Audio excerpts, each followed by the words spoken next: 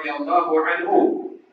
Maka katanya sesungguhnya telah berkata kepada kami Rasulullah sallallahu alaihi wasallam, yang mana ianya seorang yang benar lagi dibenarkan, bahawasanya kejadian salah seorang kamu dihampirkan dalam perut ibunya 40 hari keadaan air mani atau nutfah.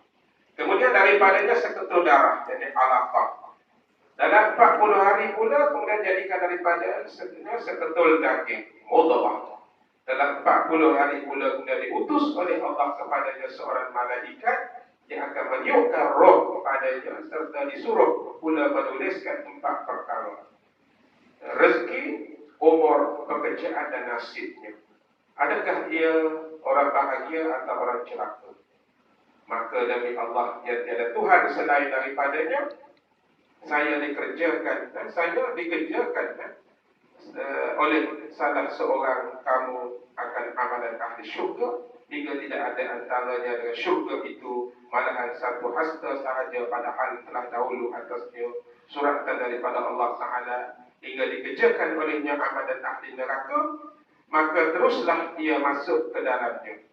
Dan dikerjakan pula oleh salah seorang kamu akan amalan ahli neraka, hingga tidak ada di antaranya dengan neraka itu malahan satu hasta sahaja, padahal telah dahulu di atasnya suratan daripada Allah Ta'ala, hingga dikerjakan olehnya amalan ahli syurga, maka teruslah masuk ke dalamnya. Hadis ini diriwayatkan oleh Bukhari dan Muslim. Jadi katanya Nabi sallallahu alaihi wasallam, wa huwa shadiqul masduq. Saya telah naik saksi Allah Ta'ala bahawa Muhammad itu as-sadiq, orang yang benar, as-sadiq, lagi al-masduq, lagi dibenarkan pada kebenarannya. Katanya Nabi sallallahu alaihi wasallam, yujma'u khalquhu fi batni ummi.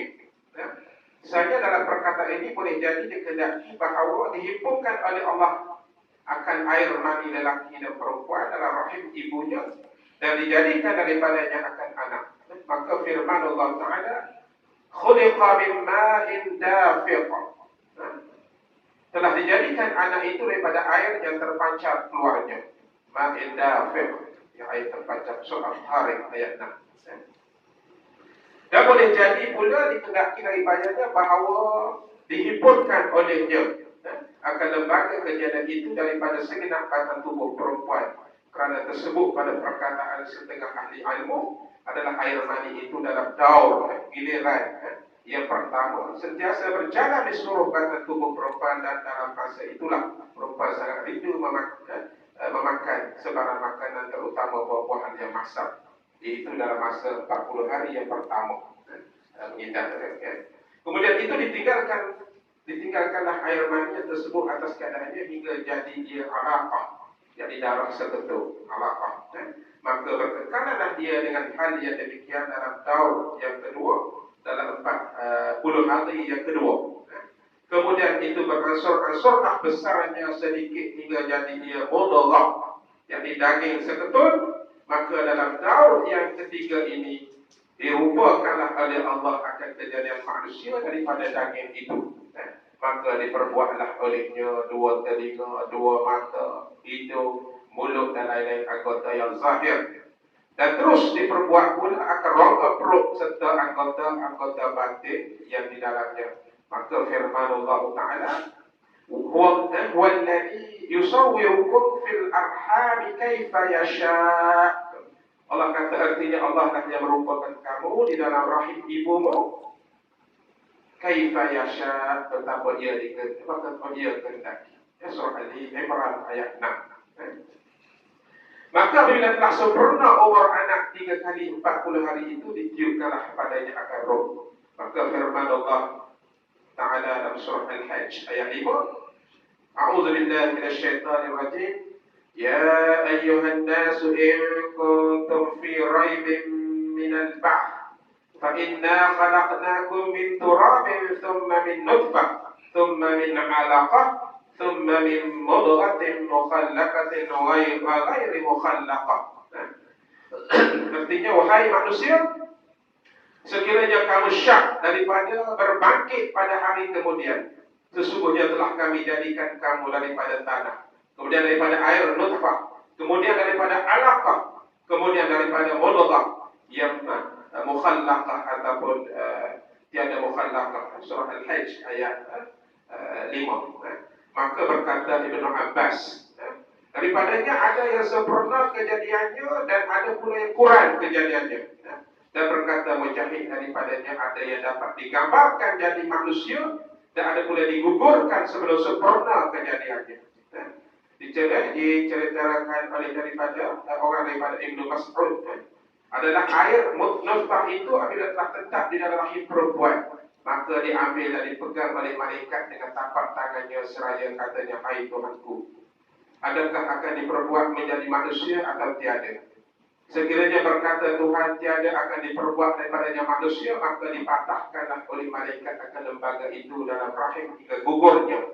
Dan sekiranya berkata Tuhan akan diperbuat daripadanya manusia, maka berkata malaikat, ya Tuhanku, adakah dia lelaki atau perempuan, berbahagia atau celaka, berapa rezeki, berapa umurnya, dan di mana ia berpulang ke rahmatullah. Maka berkata Tuhan kepadanya, pergilah engkau kepada ibu kita, dan di sana engkau dapatilah segala perkara yang tersebut itu. Maka pergilah malaikat itu kepadanya, dan setelah dilihatnya semua perkara itu tertulis di sana dengan terang, maka segeralah ia menyalinnya dengan tiada berfikir lebih panjang lagi. Katanya Nabi sallallahu alaihi wasallam, fayasbiqu alaihi alkitab, yakni pada suratannya yang di dalam ilmu Allah atau pada lauh mahfuz atau pada rahim ibunya. Katanya Nabi sallallahu alaihi wasallam, hatta ma yakuna bainahu wa bainah illa dhira'. Adalah perkataan ini sebagai umpama bagi masa yang paling dekat sekali, yaitu satu bahagian masa di akhir umurnya, dan bukanlah dikehendaki daripadanya satu hasta penuh atau masa yang ditentukan lamanya. Kerana orang-orang kafir apabila berkata ia di akhir umurnya la ilaha illallah, kemudian terus ia meninggal dunia, maka masuklah ia ke dalam syurga dengan tiada apa-apa halangan. Dan begitu juga orang-orang Islam, apabila ia berkata di akhir umurnya dengan sepatah perkataan yang boleh menjatuhkannya kepada agama kafir, maka masuklah ia ke dalam neraka dengan tiada halangannya. Maka hal ini menunjukkan atas tiada harus tetapkan siapa-siapa yang akan masuk syurga dan siapa-siapa yang akan masuk neraka, sekalipun berapa besar kebaikan atau kejahatannya. Jadi dalam hal ini kami juga bahawa tiada harus bagi seorang manusia berpegang dengan zahir amal ibadahnya dan tercengang dengan baik atau banyaknya, kerana ia belum dapat diketahui akan kesudahan keadaan dan pekerjaannya. Dan sepatutnya lah bagi tiap-tiap manusia bersungguh-sungguh meminta kepada Allah Ta'ala supaya disudahi akan keadaannya dengan husnul khatimah. Jadi kita doakan Allah Ta'ala bi husnul khatimah, dan meminta berselindung dengan Allah Ta'ala pada su'ul khatimah lawannya, kesudahan yang buruk yang tak elok. Sekiranya datang pertanyaan misalnya telah berfirman Allah Ta'ala dalam Al-Quran yang artinya kira-kira misalnya orang-orang yang beriman dan mengerjakan perbuatan yang baik-baik, maka tiadalah kami sia-siakan upah orang yang berbuat baik. Maka jawapannya atas dua perjalanan. Pertama adalah perjalanan demikian disyaratkan padanya baik kesudahannya. Kedua adalah orang-orang beriman dan berbuat amalan baik dengan ikhlas, mestilah disudahi akan amalannya dengan husnul khatimah. Sedang orang-orang beroleh su'ul khatimah itu ialah siapa-siapa yang jahat amalannya atau dicampurnya amalan jahat dengan amalan yang baik.